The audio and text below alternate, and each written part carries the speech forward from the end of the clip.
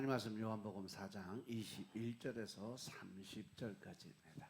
요한복음 4장 21절에서 30절 말씀. 예수께서 가라사대 여자여 내 말을 믿으라. 이 산에서도 말고 예루살렘에서도 말고 너희가 아버지께 예배할 때가 이르리라. 너희는 알지 못하는 것을 예배하고 우리는 아는 것을 예배하노니 이는 구원이 유대인에게서 남이니라. 아버지께 참으로 예배하는 자들은 신령과 진정으로 예배할 때가 오나니 곧 이때라. 아버지께서는 이렇게 자기에게 예배하는 자들을 찾으시느니라. 하나님은 영이시니 예배하는 자가 신령과 진정으로 예배할지니라. 여자가 가로되 메시아 곧 그리스도라 하는 이가 오실 줄을 내가 아노니 그가 오시면 모든 것을 우리에게 고하시리이다. 예수께서 이르시되 내게 말하는 내가 그러라 하시니라. 이때에 제자들이 돌아와서 예수께서 여자와 말씀하시는 것을 이상히 여겼으나 무엇을 구하시나이까 어찌하여 저와 말씀하시나이까 묻는 이가 없더라. 여자가 물동이를 버려두고 동네에 들어가서 사람들에게 이르되 나의 행한 모든 일을 내게 말한 사람을 와 보라. 이는 그리스도가 아니냐 하니 저희가 동네에서 나와 예수께로 오더라. 아멘. 할렐루야. 우리 하나님 참 좋으신 하나님이십니다. 지금 이 시간도 하나님의 은혜와 평강이 여러분들과 여러분의 가정과 직장과 사업장 그리고 여러분들 자녀들까지 하나님의 은혜가 흐르고 넘치도록 채워지길 주의 이름으로 축원합니다. 자, 따라합니다. 나는 예수님 안에서 모든 사람들을 이해하고 용서하고 사랑하겠습니다. 자, 우리 선포의 기도 드립니다. 나사렛 예수 이름으로 명하노니 내 안에 가난의 영, 채무의 영은 떠나갈지어다. 내 앞에 하나님의 축복을 가로막는 모든 악한 영들은 떠나갈지어다. 내 죄로 인하여 나를 떠나갔던 모든 영권, 인권, 물권은 속히 회복되어 돌아올지어다.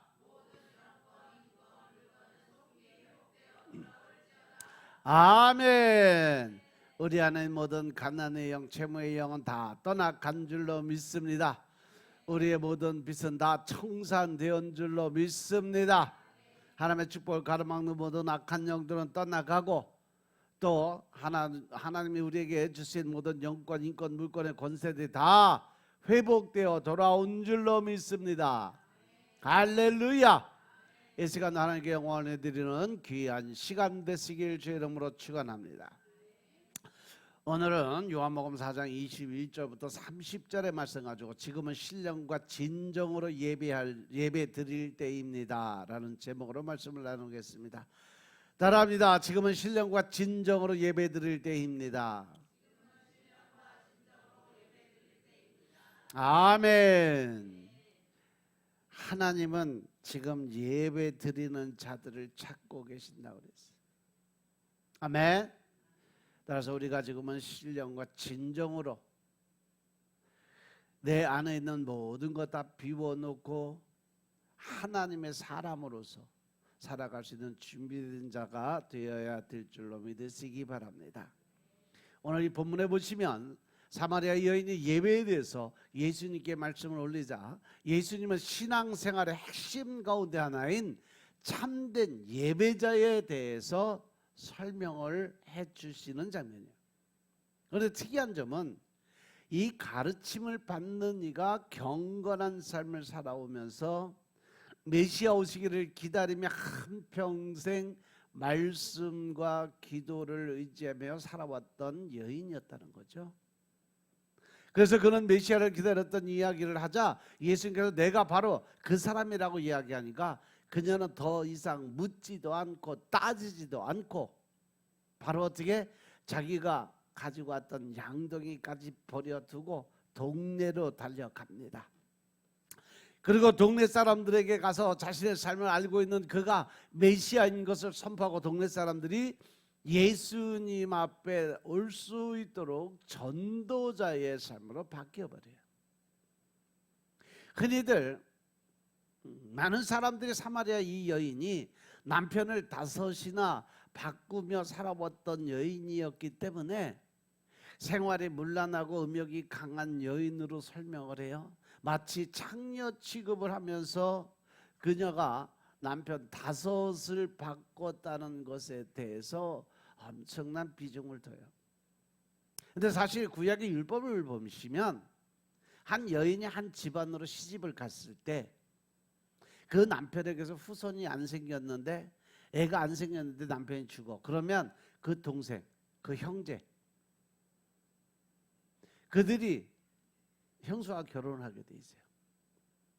근데 거기가 남자가 2이나 3. 근데 그들이 다 죽었어. 그러면 그 다음에 누구? 사촌까지 가요. 그래서 여자의 본분은 뭐냐? 생육하고 번성하는 거예요. 그래서 애 낳을 때까지, 자기 자손의 후손의 대를 이을 때까지 계속 남편이 바뀌어요. 제가 볼 때는 아마 그런 일로 인해서 많은 남자들을 만나서 살지 않았나. 동생들이 많았다든가, 아니면 동생들이 모자라서 사촌까지. 그래서 남자 5이 그 여자하고 이 여인하고 만났을 때 다 죽음을 당한 그러한 일이 벌어진 것 같아요. 그 이유는 이 사마리아 여인은 성경에 대해서 박식해요. 그래서 그가 기다리는 건 뭐예요? 메시아를 기다리고 있다라고 설명을 하고 있기 때문에 그렇습니다. 만약에 이 성경에 대해서 모르는 사람이었고 진짜 세상 사람들이 이야기하는 남편을 5이나 바꾼 그러한 음욕이 강한 그러한 여인이었다면 하나님의 말씀, 즉 예언서에 들어있는 말씀을 기억을 할 수 있겠냐는 거죠.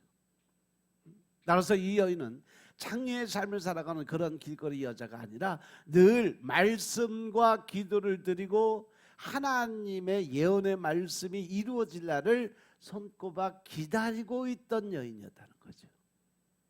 그래서 예수님께서 내가 바로 그 사람이다, 내가 바로 메시아야 라고 이야기하는 순간 그는 자기가 가지고 왔던 양들, 물동이까지도 다 버리고 동네로 달려가서 복음 전도를 하기 시작을 한 거죠.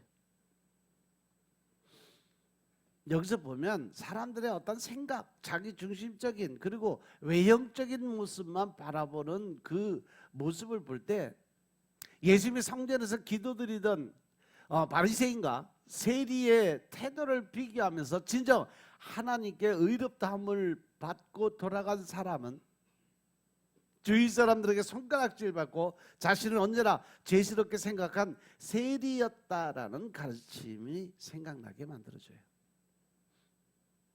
누가복음 18장 10절부터 14절의 말씀을 보면 두 사람이 성전에 기도를 하러 올라갑니다. 하나는 바리새인이고 하나는 세리야.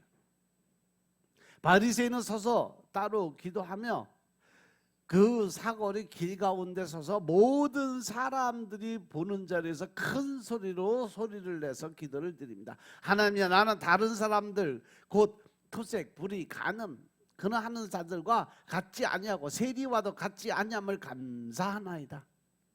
그리고 나는 일주일에 2번씩 금식하고 또 소득의 11조를 드린다라고 아주 큰 소리로 모든 사람이 다 듣게, 나는 이런 사람이야 라고 공표를 하는 자리에 들어가요. 그런데 세리는 멀리 서서 감히 눈을 들어 하늘을 우러러보지도 못하고 다만 가슴을 치면서 하나님의 불쌍히 없어서 나는 죄인으로소이다 라고 통에 자복하는 기도를 드렸다는 거죠. 그때 예수님이 말씀하세요. 내가 너희에게 이르노니 이 사람이 저보다 의롭다 하심을 받고 집에 내려갔느니라. 무릇 자기를 높이는 자는 낮아지고 자기를 낮추는 자는 높아지리라 하시니라. 할렐루야. 이렇게 겉모습을 보고 외형적인 모습을 보고 사람을 판단하는 것이 아니라 하나님은 사람의 외모를 바라보시는 하나님이 아니라 어디를 바라보신다? 중심, 그 마음이 어디 있는가를 더 중요하게 생각하시는 하나님이심을 믿으시기 바랍니다. 그래서 오늘 본문 21절에 보시면 예수님은 여인아 내 말을 들어라 하는 간곡한 어조로 하나님의 말씀을 선포하기 시작합니다. 이 말씀 속에서 이제부터 예수님이 들려주실 참된 예배에 대한 가르침을 마음을 다해 들어야 한다는 것, 그리고 그동안 유대인들에게서 서러움을 받아온 사마리아인들을 위한 위로의 말씀을 선포하게 되는 겁니다. 예수님은 사마리아 여인에게 참된 예배가 무엇인지를 알려주세요. 먼저 참된 예배는요, 지리적 장소와 아무 관계가 없다라는 거예요. 예수님은 여인에게 너희가 이 산도 아니고 예루살렘도 아닌 곳에서 아버지께 예배 드릴 때가 온다라고 말씀하세요. 이것은 꼭 우리가 기도를 드리고 하나님을 경배하고 찬양 드리고 예배 드리는 장소가 꼭 교회 성전만이 아니라 때에 따라서는 있는 자리에서 언제든지 항상 드릴 수 있는 것이 바로 예배다라고 말씀하시는 것임을 믿으시기 바랍니다. 따라서 참된 예배는 지리적 장소나 건물, 환경에 좌우되지 않는다는 거죠. 늘 중심의 마음에 하나님을 향한 열정의 마음, 하나님께 올려드리는 그 영광, 경배, 찬양, 이 모습으로 하나님께 예배를 드릴 수 있다는 거죠. 그렇다고 또 주일날도 안 나와서 집에서나 예배도 하나님 어디든지 계시니까 집에서 예배 드리려고 그러고 주저앉으면, 또한 참된 예배는요, 자녀로서 아버지이신 하나님께 예배를 드리는 거예요. 이 점은 성경을 주의 깊게 읽지 않으면 쉽게 놓칠 수 있는 부분이에요. 그리고 예수님은 늘 하나님을 아버지라고 부르셨어요. 21절에 보면 예수께서 가라사대 여자여 내 말을 믿으라. 이 산에서도 말고 예루살렘에서도 말고 너희가 아버지께 예배할 때가 이르리라. 이렇게 예수님께서 하나님을 언제나 아버지라고 부르셨어요. 그러나 사마리아 여인은 단 한 번도 그렇게 불러본 적도, 하나님을 아버지라고 생각해 본 적도 없던 사람이죠. 구약에 율법 안에 있는 사람들은요, 하나님을 아버지라고 부를 수 있는 것 생각조차도, 왜? 구약의 하나님은 어떤 하나님이셨어요? 정죄, 심판의 하나님, 무서운 하나님, 진노가 많으신 하나님. 그런 여인에게 예수님이 하나님을 아버지라고 불렀다는 것은 아주 특별한 케이스가 된 거예요. 이는 사마리아 여인에게 하나님이 그녀의 아버지임을, 곧 그녀가 무조건적인 사랑을 베푸시는 하나님 아버지의 지극한 사랑을 받는 딸인 동시에 하나님이 바라보시는 참된 예배가 무엇인지를 지금 알려주고 있는 거예요. 너는 진짜 하나님이 사랑하는 딸이야 라는 얘기죠. 그 하나님이 너를 이만큼 사랑하시는 분이야 라고 얘기를 해주는 거예요. 하나님은 저 멀리 하늘에 계신 전능하신 하나님으로서 피조물에 지나지 않는 인간의 예배를 받는 분이 아니시라는 거죠. 하나님은 부모와 자식 간의 친밀한 관계 속에서 사랑과 존경을 받는 아버지로서 인간의 예배를 받으시는 분이심을 깨달으시기 바랍니다. 그래서 또한 참된 예배는요, 성경의 전체적인 가르침에 기초한 예배를 가르치고 있어요. 성경에 보면 예수님이 여인에게 너희는 알지 못하는 것을 예배하고 우리는 아는 것을 예배한다, 4장 22절의 말씀이에요. 그러면서 이는 구원이 어디서 나온다? 유대인에게서 나올 것이라고 말씀하세요. 이것은 곧 내가 유대인이고 내가 그 메시아라는 것을 간접적으로 설명을 해줘요. 근데 이 이야기를 이 사마리아 여인은 이미 알아들었어요. 그래서 내가 바로 그로라라고, 내가 바로 그 사람이야, 내가 바로 메시아라는 얘기를 듣자마자 이 여인은 바로 확실한 믿음을 가지고 동네로 가서 전도를 한 거죠. 믿습니까? 이러한 여인이 어떻게 남편이 5을 바꿨다고 해서 창녀가 될 수가 있냐는 거죠. 어떻게 음란한 여자가 될 수 있겠냐는 거죠. 예수님이 이렇게 말씀하신 것은 사마리아인들이 하나님을 유일한 주님으로 알고는 있지만 성경의 일부분만 알고 있기 때문에 온전한 예배를 드리지 못했기 때문에 알려주시는 거예요. 예언서와 역사서, 지혜와 문학을 배척한 결과 그러한 책 속에 나오는 하나님 섬김에 대한 가르침은 모르고 있었기 때문에 그렇습니다. 어떤 사람은 구약 성경은 그리스도인에게 필요 없는 구약 시대의 성경이라고 말하면서 신약 성경만 고집하는 사람들이 있어요. 왜냐하면 지금은 신약 성경에서 약속된 구원이 성취된 시대고 성령의 임재를 통해서 은총의 시대가 되었기 때문에 약속을 제시한 구약 성경은 더 이상 필요가 없다라고 이야기하는 사람들이 꽤 많아요. 성령 사역에서도 성령 사역은 초대교회에서 이미 끝났다. 이제는 말씀으로만 우리가 변화가 되어야 된다라고 주장하는 사람도 엄청 많아요. 그렇게 주장하는 사람들이 다 신학 박사들이요. 근데 중요한 거를 잊어버리죠.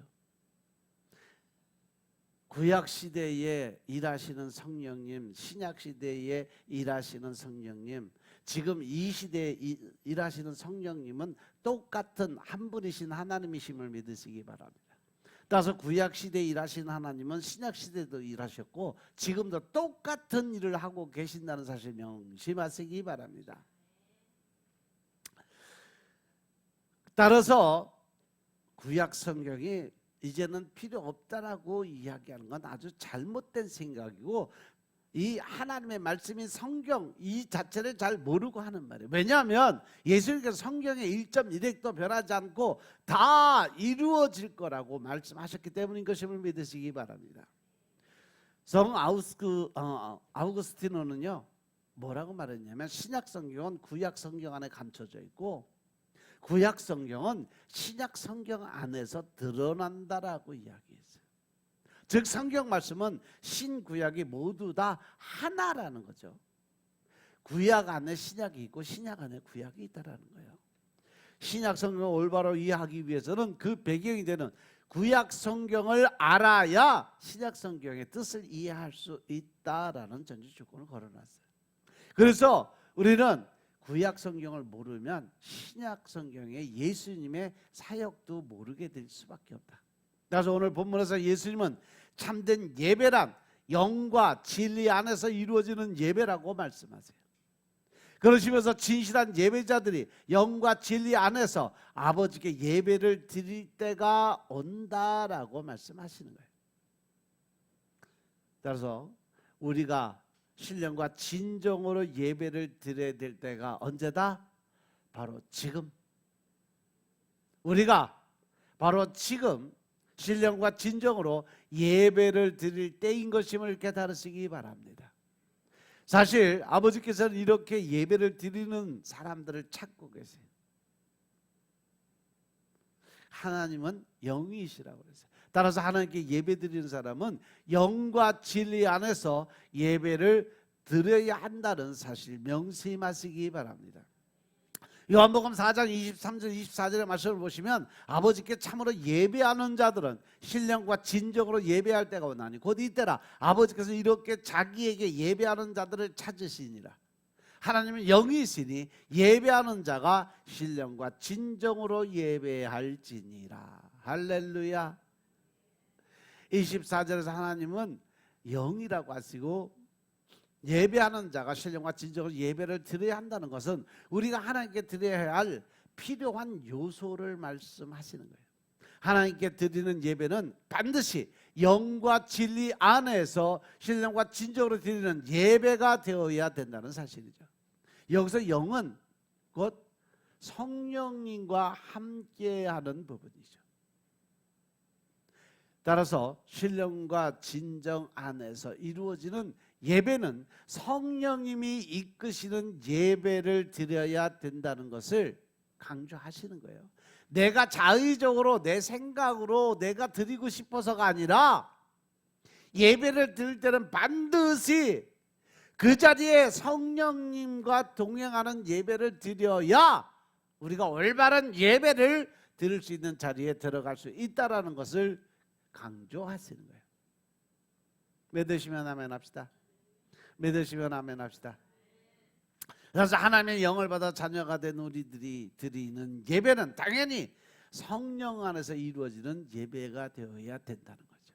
다시 말하면 성령의 활동 없이, 성령의 운행함이 없이 진정한 예배를 드린다는 것은 불가능하다라고 말씀하시는 겁니다. 우리가 기도를 드릴 때도 기도 안에서 하나님과 진정한 교통을 하고 싶지만 잘 안 돼서 답답해하는 사람들이 있어요. 만약에 그렇다면 그가 혼자 기도를 드리려고 노력을 하고 아둥바둥되기 때문에 기도를 드리면서 답답한 거예요. 내 안에 계신 하나님의 영, 즉 성령님과 함께하는 기도를 드려야 우리가 올바른 기도, 하나님과 교통할 수 있는 기도가 된다는 사실 명심하시기 바랍니다. 근데 내가 생각하고 내 문제 가지고 나 혼자 뭔가 이루어가려고 하다 보니까 기도가 안 되는 거예요. 그러니까 답답한 거예요. 기도를 드려도 속이 시원치가 않은 거예요. 성령님과 함께 기도 드린다는 것은 우리 안에 있는 성령님께서 나를 위해 나와 함께 기도를 드린다는 사실 명심하시기 바랍니다. 다시 말하면 우리 안에 있는 성령님을 섬세하게 인식하고 그분과 대화하면서 그분의 뜻을 헤아려 보는 거죠. 사도 바울은 로마서 8장 26절 27절에서 뭐라고 선포를 하냐면 이와 같이 성령도 우리의 연약함을 도우시다니 우리가 마땅히 빌 바를 알지 못하나 오직 성령이 말할 수 없는 탄식으로 우리를 위하여 친히 간구하신다 그랬어요. 마음을 감찰하시는 이가 성령의 생각을 아시나니. 할렐루야, 할렐루야. 이는 성령이 하나님의 뜻대로 성도를 위해서 간구하시느니라. 할렐루야. 기도를 내가 혼자 드리는 것이 아니라 내 안에 계신 성령님이 우리를 위해서 친히 간구하시는 기도를 드리게 만들어야 된다는 거죠. 그런데 그것을 내가 하려고 그러고 내 방식, 내 뜻대로 기도를 드리려고 하다 보니까 아무리 기도를 드려도 답답한 거예요. 문제 해결을 못하는 거예요. 아무리 기도를 드려도 응답이 없는 거예요. 성령님과 동행하는 기도 드리시길 주 이름으로 축원합니다. 지금까지 성령님의 인도를 받는 예배가 참된 예배라는 이야기를 드렸어요. 그런데 성경 본문 요한복음 4장 23절에 보면 영과 진리 안에서 예배를 드리라고 말씀하고 계십니다. 언뜻 보면 성령과 진리를 통해 하나님께 예배를 드린다는 것을 이해할 수 있어요. 하지만 예수님의 의도는 성령 곧 진리 안에서, 진리는 곧 뭐다? 말씀이다. 말씀은 곧 뭐다? 하나님이다. 할렐루야. 예수님이 하시는 말씀은 성령 곧 진리, 즉 하나님 안에서 그 하나님께 올려드리는 예배를 드리라는 거예요. 근데 그 예배가 어떤 예배?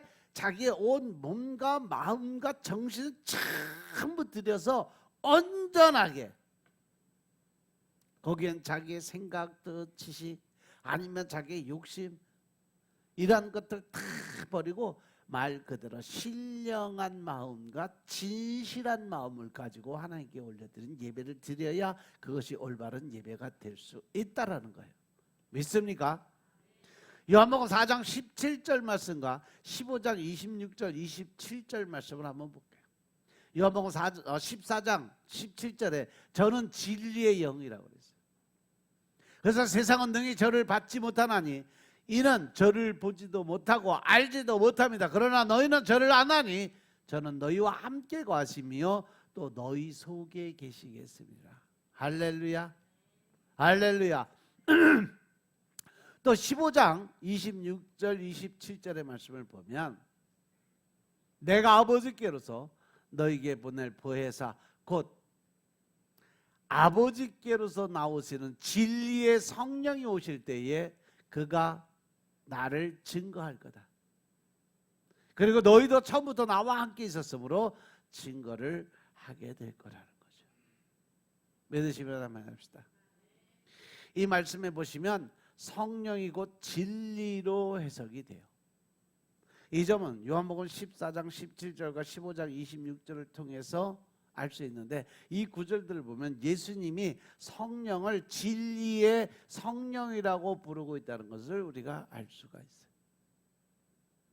성령은 곧 진리고 진리는 곧 하나님이다. 말씀이고 말씀은 곧 하나님이다 이거죠. 곧 성령님은 하나님이시라는 것을 계속 강조를 하시는 거예요.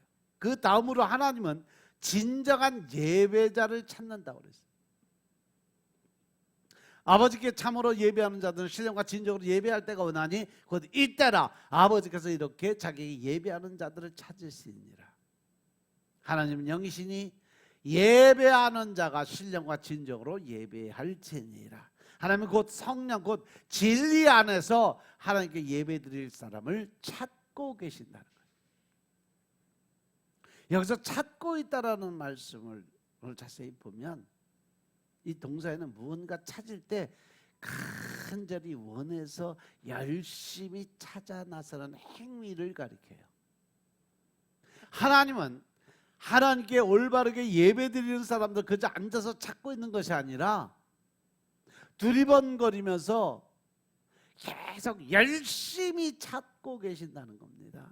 곧 진리의 성령 안에서 예배드리는 사람들을 간절한 마음을 가지고 찾고 계신다는 사실 명심하시기 바랍니다.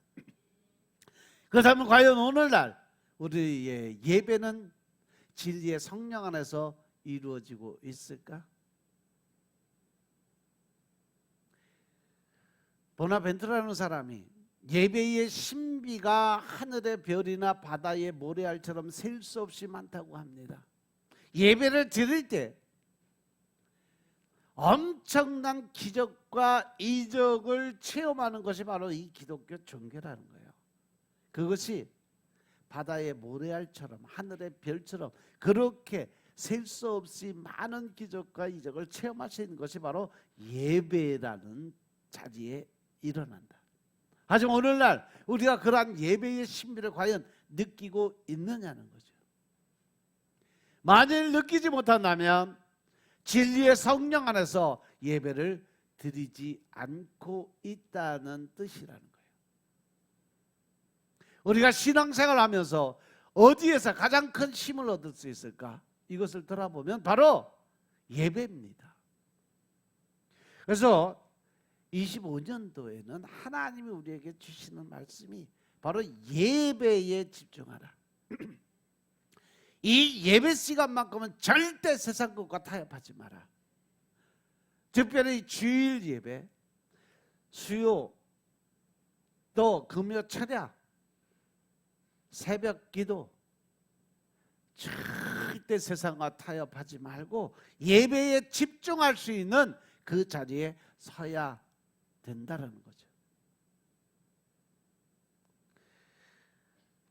성도들이 상담을 하면서 늘 제가 경험하는 게 뭐냐면 상담하는 분들이 가장 많이 위로를 받는 자리가 바로 예배를 드릴 때라는 거예요. 근데 예배에 소홀해지면 늘 제일 먼저 찾아오는 게 마귀 사단의 공격이에요. 생각과 혼돈이 들어가고 또 그 안에서 질병이 유발이 되는 거예요. 그런데 아무런 느낌도 없이 참여하는 예배가 하루 이틀 여러 날 계속될 때 우리 신앙은 생명력을 잃어버리게 되고 삶은 무기력하게 변할 수밖에 없다는 사실 명심하시기 바랍니다. 여기 오신 분들이 거의 다 처음 우리 교회에 오실 때 지쳐서 쓰러지기 일보 직전에, 엎어지기 바로 직전에 다 찾아오셨어요. 근데 말씀과 기도 안에서 하나님의 뜻을 깨닫고 순종과 복종의 믿음을 배우면서 이제 그 안에 영성이 자라나고 영이 살아 움직이기 시작을 하니까 이제 어떠한 사단도 여러분들을 건드리지 못하니까 꿋꿋하게 서서 나갈 수 있는 길이 열린 거예요. 됐습니까? 우리가 하나님께 드리는 예배만이 성도들이 누릴 수 있는 축복의 특권이라는 사실 명심하시기 바랍니다. 성도만이 하나님의 형상으로 창조된 존재이기 때문에 하나님께 예배 드릴 수 있다는 거예요. 하나님이 창조하신 다른 피조물도 나름대로 귀한 생명체를 갖고 있지만 그들 안에는 뭐가 없어? 진리의 영이신 성령님이 안 계시다는 거죠. 아멘. 따라서 하나님께 예배를 드릴 수 없는 겁니다. 그 예배를 인도하시고 또 기도를 이끌어 가시는 성령님이 안 계시기 때문에 신령과 진정의 마음으로 드릴 수 있는 예배가 없다는 겁니다. 그렇다면 어떻게 우리의 유일한 특권인 하나님께 드리는 예배를 진리의 성령 안에서 제대로 드릴 수 있을까요? 예배하다라는 그리스어 동사는요, 누구에게라는 뜻인 전치사와 입맞추다, 즉 키스하다라는 의미가 합쳐진 단어가 예배 드린다는 의미예요. 그러면 누구에게 입을 맞출까? 바로 당연히 하나님께 입을 맞추는 그러한 상태예요. 예배하다라는 이 단어가 종교적 용어가 입맞추다라는 예정적이고 세속적인 용어와 결합된다는 것은 의미심장한 단어예요. 입을 맞춘다는 것은 육체와 육체가 접촉하는 그런 상태를 얘기하는데 사랑하는 사이가 아니라면 입을 맞출 수가 없다는 거죠. 내가 어떤 사람에게 입을 맞출 수 있다는 것은 그만큼 그 사람과 가깝다는 것을 의미하는 거예요. 그죠? 그러니까 상하 주종 관계에서는 입을 맞추지 않아요. 어디다 상하 주종 관계에서 어디다가 입을 맞춰요? 손등에다가 입을 맞춰요. 하지만 하나님께 예배드리는 것이 상하 주종 관계에서 이루어지는 것이 아니라 서로 사랑하는 사이에서 이루어지는 친밀한 애정 표현이라는 거죠. 그것이 예배라는 단어의 본질적인 의미예요. 사랑하는 하나님과 입을 맞추면서 친밀한 애정을 나누는 것이 예배의 정신이란 말은 아가서를 보면 우리가 잘 살펴볼 수가 있습니다. 근데 또 아가서를 보면 어떤 사람들은 그래요. 성경이 너무 세속적이라고 생각할지도 몰라요. 님의 입술을 찾는 거, 님의 침실을 찾는 거, 뭐 이러한 그 여자 신체에 가는 것도 아주 적나라하게 다 설명을 해놨어요. 이 같은 행위는 쉽게 남녀의 애정 행위를 연상하게 만들어요. 그런데 이 표현은 두 인격체의 깊은 관계가 있는 것을 의미하고 있어요. 하나님께 드리는 예배, 곧 하나님께 드리는 입맞춤은요, 의무적인 것이 아니라 마음에서 우러나오는 애정 어린 입맞춤이어야 된다는 거죠. 만약에 결혼 기념일이 됐어. 남편에게 장미꽃 선물을 받고 아내가 감동을 해갖고 여보 사랑해요, 고마워요 그랬는데 남편이 고맙기 뭘 고마워, 내가 그냥 의무니까 어쩔 수 없이 그냥 한 거요, 이렇게 얘기하면 받은 사람의 기분이 어떨까? 근데 의외로 그런 사람이 많아. 의무로 선사한 장미꽃은요, 아내에 대한 모독이고 아내를 더 비참하게 만드는 거죠. 왜? 그 안에 뭐가 없기 때문에? 마음이 없기 때문에 그래요. 형식이기 때문에 그래요. 남편에게 사랑과 존중을 받고 있다는 느낌을 받지 못하게 만드는 거죠. 장미꽃은 사랑하는 아내를 향한 애정에서 나온 것이어야 된다는 거죠. 이와 같이 하나님께 드리는 우리 예배도 마찬가지라는 겁니다. 따라서 하나님께 드리는 예배는 의무가 아니라 자발적인 애정과 기쁨으로 이루어져야 된다는 사실 명심하시기 바랍니다. 출애굽기에 보면요, 성막을 지을 때, 출애굽기 25장에 보면 성막을 지을 때 하나님이 모세에게 명령을 하세요. 모세야, 지금부터 나의 집, 즉 성전을 짓는데 성막을 지을 거야. 근데 너희들이 애굽에서 나올 때 가지고 나온 그 온갖 귀한 폐물들, 그 문통, 실, 갖가지 정스러운 실, 이 갖가지 그 실들을 다 들여서 나의 전을 지어라 라고 말씀하시면서 조건이 뭐예요? 기쁘고 자원하는 마음을 가지고 드리는 사람 것만 받아라. 할렐루야. 무릇 즐거운 마음으로 내는 자에게서 내게 드리는 것을 너희는 받을지니라. 할렐루야. 할렐루야. 결국 그 예물을 가져오면서 아까운 생각, 또 이 드리기 부들부들 손이 떨릴 정도로, 아니면 이거 가지고 또 뭘 해야 되는데 저걸 해야 되는데, 이런 잡다한 생각을 갖고 예물 드리는 거 받지 마라. 그건 나를 모독하는 거다 그랬어요. 그래서 저도 여러분들에게 늘 말씀드리죠. 여러분들 하나님께 예물 드릴 때 절대 아까운 생각 들어가면 아예 드리지 마세요. 이건 하나님 거니까 내가 당연히 드려야 될 거니까, 당연히 이건 하나님 거니까 드려야 돼. 이렇게 해서 하나님 것과 내 것을 분명히 구분해 놓고 하나님 것을 드린다는 것은 제대로 하나님께 드릴 수 있는 예물이에요. 그런데 준비 하나도 안 하고 있다가 그냥 헌금 시간 되면 주머니에서 그냥 대충 잡히는 걸로, 그것도 잡다가 또 이상하다, 이거 신사임당 같아. 그럼 얼른 넣고 또 바꾸지.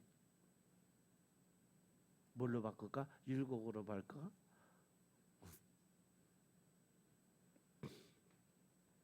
그러한 예물은 하나님이 안 받는다는 거예요.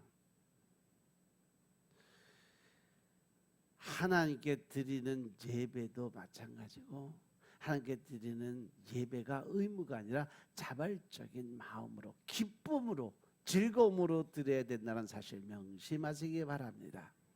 우리가 서로 사랑할 때 애정 어린 입맞춤은 오직 상대방을 생각하는 입맞춤이에요. 사랑하는 사람하고 입맞추면서 다른 곳을 쳐다보거나 다른 생각을 하는 사람은 없을 거예요. 마찬가지로 하나님께 예배 드릴 때는요, 하나님만 생각하고 하나님만 바라봐야 된다는 사실 명심하시기 바랍니다. 온 마음과 뜻을 다 하나님께 드려야 돼요. 그러면 예배 중에 딴짓을 할 수 없는 거죠. 예배를 드리면서 주보를 본다든가, 아주 예배 드릴 때 보면 제가 가끔 여러분도 가고 나면 주보 한 번씩 이렇게 훑어봐. 주보에다 낙서하는 사람, 습관적으로 낙서하는 사람도 꼭 있어. 거기다가 또 동그라미 안에다 까맣게 색칠하는 사람, 동글뱅이 다 색칠해놔. 예비 시간이 얼마나 지겨웠을까. 목사 저거 빨리빨리 끝내지도 않고 왜 이렇게 잔소리를 많이 하는 거야. 지는 딴 생각하면서. 우리 애가 지금 어디 갔나, 지금 초등부에서 잘 하고 있나, 어째나. 오늘 누가 안 나왔네, 왜 안 나왔을까. 두리번 또 예배 인원 체크하는 사람들도 있어. 어떤 사람은 앉아서 오늘 빨리 끝나고 점심 뭘 먹어야 되나. 남편이 있는데 지금 또 밥 먹고 늦게 가면 또 야단 칠 텐데 이거 어떻게 해나, 이거 빨리 가서 밥 해줘야 되는데, 이런 생각만 하고 있으면 그 예배가 온전히 드려질 수 있겠냐는 거죠. 이런저런 생각하느라고 머릿속이 바쁜 상태로 그냥 몸만 성전에 앉아 있으면 그게 예배가 되겠냐는 거죠. 그래서 하나님이 우리에게 명령하신 것이 신령과 진정으로 예배를 드려야 할지니라 라고 명령하신 거예요. 믿습니까? 그러면 진리의 성령과 함께 신령한 예배를 드리기 위해서 우리는 어떠한 자세를 갖춰야 되냐? 여기서 잠시 예배 드리는 목사로서 평소에 성도들에게 바라는 기본적인 자세를 꼭 얘기해야 되겠다라는 생각이 들었어요. 늘 제가 여러분들에게 말씀드리지만 무엇보다 먼저 예배 드릴 때는요, 준비된 마음이 필요하다는 거죠. 그래서 예배 시간은 항상 몇 분 전에 와서 준비해라. 몇 분 전에 와서 준비해라. 30분 전에는 최소한 1시간 전에 나오면 더 좋고, 최소한 30분 전에 나와서 최소한 그날 주보는 들여다보고 말씀이 뭐고 찬양이 뭐고 준비해서 쫙 봐야 될 거 아니에요. 그리고 20분 전에는 찬양 예배 시작을 하는데 이미 찬양 예배가 시작을 하는 순간부터 예배는 시작이에요. 준비 찬양 없어요. 예배 찬양이에요. 그때부터 이미 10시 40분이면 예배가 시작되면 뭐가 닫힌다? 내가 들어갈 수 있는 천국 문이 적허덕 내려간다는 사실이죠. 명심하시기 바랍니다. 미리미리 성전에 나와서 준비하고 기도 드리고 예배 드리는 사람과 예배가 시작된 후에 허겁지겁 달려와서 그것도 30분 전에 오라 그러니까 30분 뭐 5분 10분 후에 헐떡헐떡 찾아와서 드리는 예배 드리는 사람과 미리 준비하는 사람과 같은 예배를 드릴 수 있겠냐는 거죠.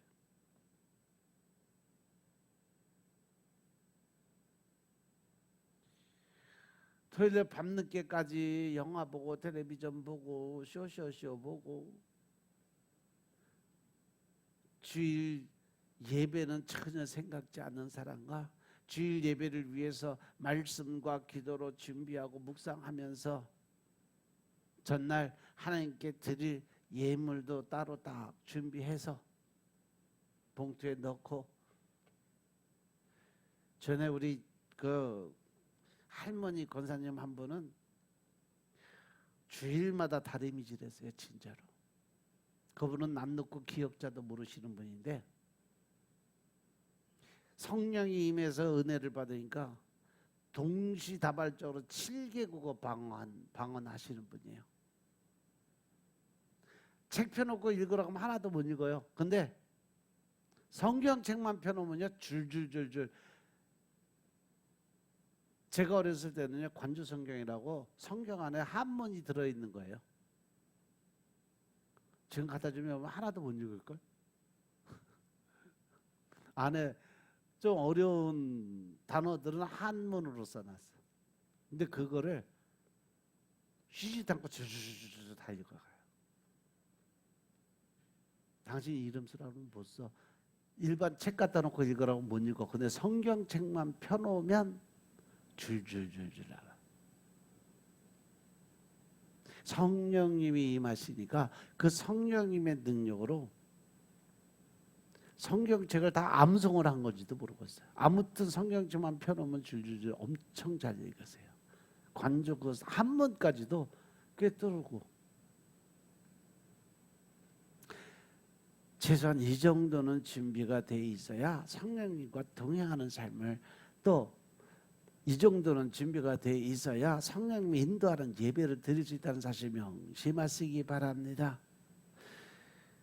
예배를 준비하는 사람과 준비하지 않는 사람이 같은 은혜를 받을 수는 없어요.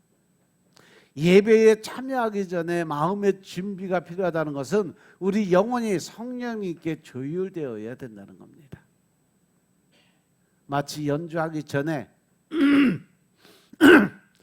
연주자들이 악기를 조율하는 것처럼 우리가 영원하신 성령님께 조율당하기 위한 가장 좋은 방법은 예배 전에 좀 일찍 성전에 나와서 개인적으로 준비하고 예배를 드리는 그러한 마음 자세를 갖추어야 된다는 사실 명심하시기 바랍니다.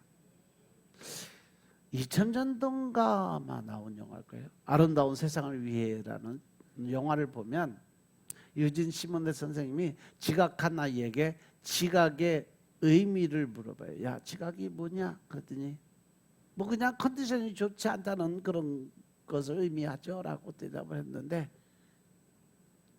그러니까 선생님이 단호하게 이야기를 합니다. 아니다. 지각은 상대방에 대한 존경심이 결여되어 있다는 그런 것을 의미한다. 존경심의 결여는 곧 멸시를 의미하고, 따라서 예배에 지각한다는 것은 하나님을 존경하지 않는다는 얘기고 하나님을 멸시한다는 뜻이 된다는 거죠. 믿습니까? 믿습니까? 예배에 늦어야 되겠어? 안 늦어야 되겠어? 예배에 늦어야 되겠어? 안 늦어야 되겠어? 어떤 사람은 멸시까지는 아닌데 너무 심한 거 아니야? 우리 목사님 너무 비약시키는 거 아니야? 그럴지도 모르지만, 그런데 만일 여러분들이 오늘 대통령 만나러 간다면 어떨까? 대통령 만나는 자리에 지각을 하면은 갈 수 있겠어 없겠어요? 대통령 만나려면 최소한 2시간 전에 입장해야 돼요. 신원조회 다 하고 또 그 사람의 몸 수색 다 해야 되고, 그리고 1시간 전서부터 서서 기다려야 돼요. 대통령 올 때까지. 2시간 전에 안 오면요 거기 못 들어가요. 제가 해봐서 알아. 거기는 뭐 회장이고 뭐 장관이고 뭐 이런 일반적 행사에는요 다 똑같은 데고요.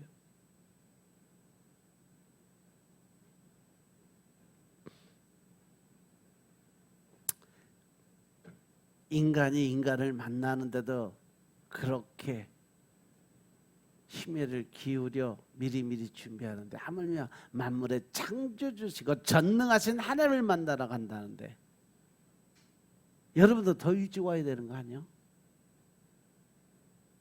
믿습니까?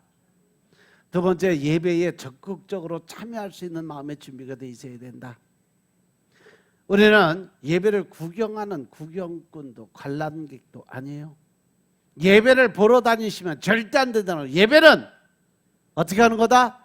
드리는 거다. 아멘. 우리는 하나님과 우리는 아버지와 자녀 관계예요. 그렇기 때문에 형식적이거나 의무적으로 예배에 참여할 수 있는 것은 아니라는 거죠. 마음에서 우러나오는 깊은 사랑으로 예배에 참석해야 된다는 겁니다. 이런 점에서 통상 예배를 본다라고 하는 것은 잘못된 단어라는 거 늘 명심하시기 바랍니다. 기도하는 거 잘못된 거예요. 찬양 부르는 거 잘못된 단어 선택이에요. 하나님께 드려지는 것은 다 드림으로 단어 표현을 해요. 예배도 드리는 거고 찬양도 드리는 거고 기도도 드리는 겁니다. 예배 보는 건 삼자의 입장이에요. 구경꾼. 찬양을 부르는 건요, 주인이 나예요. 내가 하고 싶은 대로. 믿습니까? 기도하는 것도 내가 주인 되는 거예요. 주체가 나니까. 그래서 기도도 드려야 되고 찬양도 드려야 되고 예배도 드려야 그게 하나님께 올라가는 거예요. 하나님께 모든 것은 다 하나님께 올라가는 것은 다 드림으로 표현한다는 사실 명심하시기 바랍니다. 예배는 거룩하신 아버지 하나님 아버지께 우리의 온 존재를 드리는 거지 보거나 구경하는 것이 아니라는 사실 명심하시기 바랍니다. 또한 예배에 적극적으로 참여한다는 것은 예배의 의미를 깊이 헤아리고 행위 하나하나에 정성을 드리는 거예요. 예배에서 우리가 매일 드리는 고백과 사도신경이나 주기도문 뭐 하나하나 다 깊은 의미가 있어요. 따라서 우리가 드리는 말의 깊은 뜻과 그 기운을 이해하지 못하면 우리는 늘 앵무새처럼 기계적으로 형식적으로 드리는 예배를 드릴 수밖에 없다는 거죠. 충분한 이해와 헌신으로 드린 한 번의 예배는요, 그냥 아무런 생각 없이 예배가 뭔지도 모르는 상태로 드린 몇백 번, 몇천 번의 예배보다 더 많은 은혜를 받을 수 있다는 사실 명심하시기 바랍니다. 세 번째, 하나님께 드리는 우리 예배는요, 감정이 아니라 의지로 이루어져야 된다는 사실이죠. 루이스가 순전한 그리스도교에서 뭐라고 얘기를 하냐면, 내 마음을 무너뜨리는 것은 이성이 아니다. 오히려 정반대로 내 믿음은 이성의 근거에 있다. 정작 내 마음을 무너뜨리는 것은 감정과 상상력, 즉 생각이라는 거죠. 믿음과 이성이 한 편이 되고 감정과 상상력이 다른 편이 되어 싸움을 벌인다라고 이야기됐어요.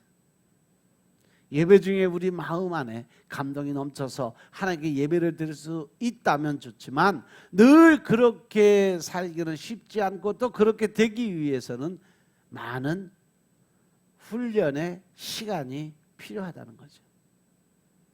많은 사람들이 주일 아침에 신체적으로나 심리적으로 어느 정도 늦게 발동이 걸리는 경우가 많아요. 이상하게 주일날 아침에는 더 피곤해. 이상하게 주일날 아침에는 꼼짝거리기가 싫어. 요즘같이 추운 날 자동차 시동 걸 때 시간이 걸리는 것처럼 주일 아침에 성도들의 마음도 그런 것 같아요. 그렇다고 기분 내킬 때까지 기다리다가 예배 못 오거나 늦어. 그래서 의지적으로라도 예정을 다해서 하나님께 예배드리기 위해서 움직일 수 있는 노력이 필요하다는 겁니다. 우리 느낌이 어떻든 손을 들어 올려서 하나님께 경배를 드릴 수 있어요. 우리 느낌이 어떻든 입을 열어 하나님께 찬양을 드릴 수 있어요. 손을 들어 올리고 입을 여는 행위는 아주 단순한 것. 손을 들어서 하나님께 예배를 드리고 입을 열어서 하나님께 찬양을 드리다 보면 어느새 우리 마음이 기쁨으로, 감사로, 즐거움으로 가득 채워진다는 사실 명심하시기 바랍니다. 그래서 우리가 주일날 좀 더 일찍 나와서 예배를 드려야 되고, 주일날 조금 더 남들보다 더 일찍 나와서 하나님을 만날 수 있는 자리에 서야 된다는 사실 명심하시기 바랍니다. 하버드 대학의 그 심리학 교수인 제롬 브루너라는 박사가 뭐라고 얘기했냐면, 사람은 감정을 먼저 느끼고 행하기보다 행하는 가운데 감정을 느끼게 된다 그랬어요. 생각으로는 모든 행동의 움직임을 가질 수 없다. 내가 직접 몸으로 뛰어야 그 안에서 생각을 할 수 있는 기회가 생긴다는 거죠. 따라서 먼저 실천에 옮겨라. 당신이 해야 된다고 생각하는 것이 있을 때는 먼저 그것을 행동으로 옮겨라. 머릿속으로 생각만 가지고선 어떠한 일도 이룰 수 없다는 겁니다. 내 생각에 이것을 해야 되겠다 마음 먹어서 그것을 직접 시작을 해야 그 일을 끝마칠 수 있는 결과를 얻을 수 있다는 사실이죠. 그런데 게으른 사람의 특징이 뭐예요? 머릿속으로 생각은 다 하고 열심히 일을 다 해요. 누구도 만나고 이렇게 해서 저 사람도 만나고 이렇게 하고 열심히 생각으로 다 하는데 실질적으로 일어나서 움직이는 것이 아니라 머릿속으로 생각만 가는 거지 움직이는 게 없으니까 얻어지는 결과도 없는 거예요. 그러니까 늘 그 자리에서 실망과 절망 속에 살아갈 수밖에 없어. 그러니까 배추폭이 되는 거죠. 신앙생활에서 가장 중요한 것은 감정이 아니라 내 안에 의지에서 나오는 결단인 것임을 깨달으시기 바랍니다. 물론 감정은 여러모로 중요해. 감정은 진실하고 사실적인 많은 것을 감지하게 합니다. 하지만 신앙생활은 우리가 믿는 하나님의 뜻을 따라 사는 것이지, 하나님에 대해서 우리가 느끼는 감정, 수시로 변하는 감정에 따라 사는 것이 아니라는 사실 명심하시기 바랍니다. 이러한 맥락에서 시편 저자는요 시편 125편 1절 2절에서 여호와를 의뢰하는 자는 시온산이 요동치 아니하고 영원히 있음 같도다라고 그랬어요. 산들이 예루살렘을 두른 것 같이 여호와께서 그 백성을 지금부터 영원까지 지켜주신다고 고백을 했어요. 예수님은 마태복음 22장 37절부터 40절에서 명령하세요. 내 마음을 다하고 목숨을 다하고 뜻을 다해서 주 너의 하나님을 사랑하라. 이것이 크고 첫째는 계명이고 둘째는 그와 같은 내 이웃을 내 몸과 같이 사랑하라. 이 두 계명이 온율법과 선지자의 강한 명령이다라고 말씀하셨어요. 이 계명은 무엇보다도 먼저 예배 안에서 이루어져야 된다는 사실 명심하시기 바랍니다.